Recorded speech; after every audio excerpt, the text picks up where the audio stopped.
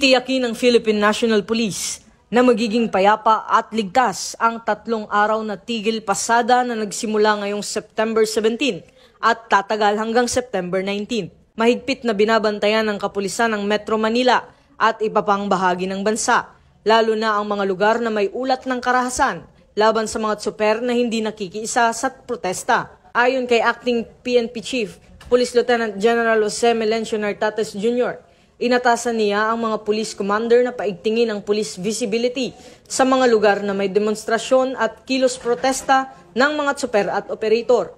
Bukod dito, iniutos ni Police Lieutenant General Nartates ang pakikipag-ugnayan ng mga police commander sa mga lokal na pamahalaan para sa mabilis na pagpapakalat ng police mobility assets na maaaring tumulong sa mga commuter na ma-stranded dahil sa tigil pasada. Tinitiyak naman ng PNP na handa ang kanilang hanay na magbigay ng seguridad at tulong sa publiko upang mapanatili ang kapayapaan at kaayusan sa kalsada sa gitna ng nasabing protesta.